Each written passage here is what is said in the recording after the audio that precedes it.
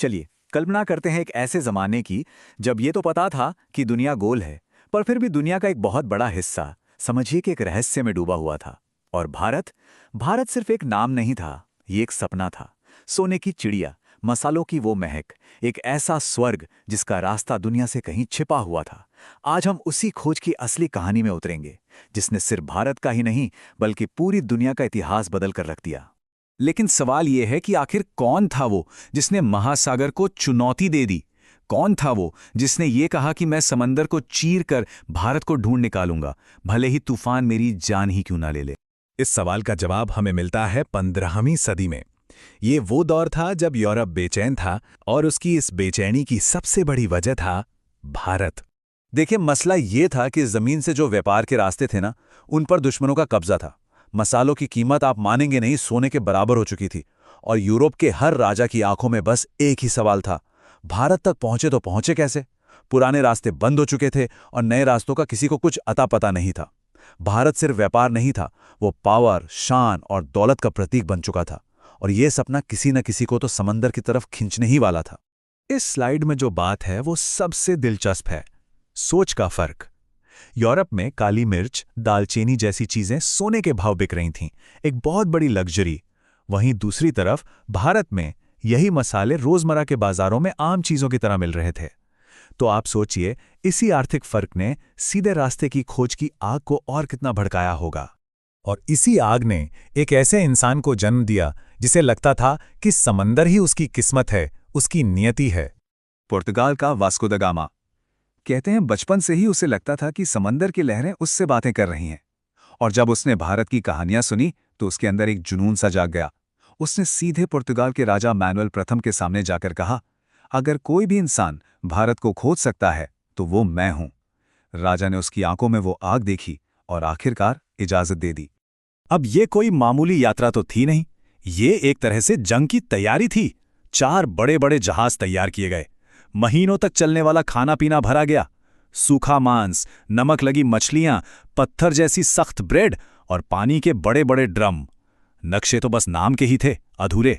असली भरोसा तो बस सितारों पर था। फिर भी लोग वास्को द गामा के साथ जाने के लिए तैयार थे। क्यों? क्योंकि वो जानते थे कि अगर रास्ता मिल गया तो इतिहास में उनका नाम हमेशा के लिए अमर हो जाएगा। और फिर 8 जुलाई 1497 को वो सफर शुरू हुआ। ये सिर्फ एक सफर नहीं था, ये थी समंदर के खिलाफ एक सीधी जंग। जैसे ही जहाज किनारे से दूर निकले, समंदर ने अपना असली रंग दिखाना शुरू कर दिया। बड़ी बड़ी लहरें जहाज़ों से टकराती, तेज हवाएं पाल फाड़ देती और कई कई दिन तो ऐसे गुजरते कि समंदर और आसमान में फर्क करना मुश्किल हो जाता था।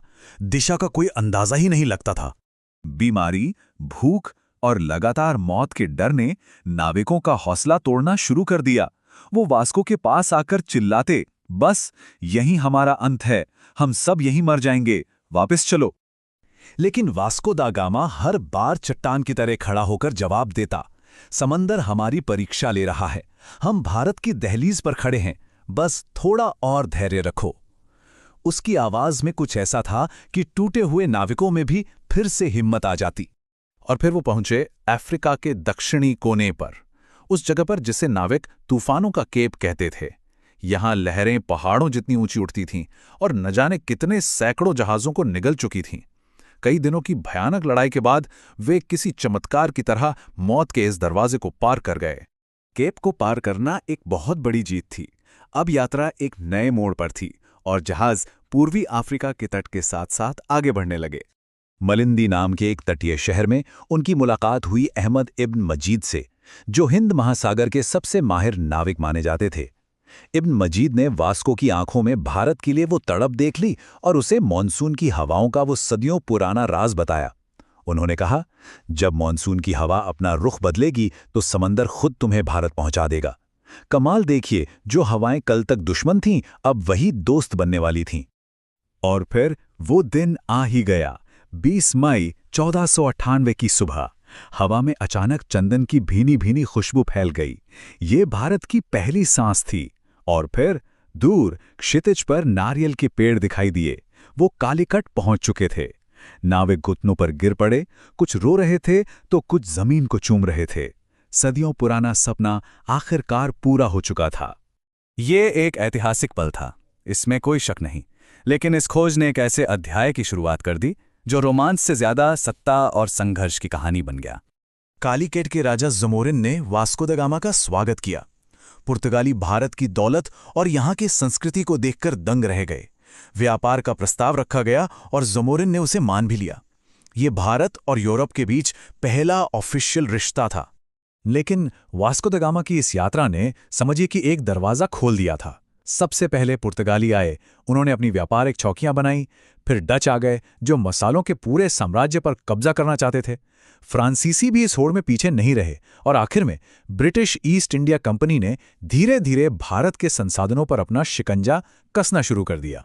यहाँ पर समझने वाली सबसे जरूरी बात यह है कि व्यापार की जो खोज थी वो धीरे धीरे लालच, संसाधनों की लूट और आखिरकार हुकूमत करने की भूख में बदल गई। यूरोपीय ताकतें अब सिर्फ मसाले नहीं चाहती थीं, उन्हें पूरा भारत चाहिए था, और इसी लालच ने आगे चलकर लड़ाइयों, युद्धों और शोषण को जन्म दिया। तो क्या यही थी भारत की असली खोज, या फिर कहानी कुछ और है? 1498 में भारत के लिए एक समुद्री रास्ता मिला, ये बिल्कुल सच है। पर असली भारत को, भारत की आत्मा को दुनिया ने जाना 15 अगस्त 1947 को, जिस दिन भारत आज़ाद हुआ। तब दुनिया को पता चला कि भारत सिर्फ एक जमीन का टुकड़ा नहीं, बल्कि एक आत्मा है। तो ये सवाल सोचना लाजमी है कि क्या भारत कभी सच में खोया हुआ था, जिसे खोजने की जरूरत पड़ी? शायद नहीं, भारत कभी खोया हुआ था ही नहीं। बस दुनिया को उसकी असली पहचान तक पहुंचने में थोड़ा वक्त लग गया, क्योंकि भारत एक विचार है और विचार कभी नहीं मरते।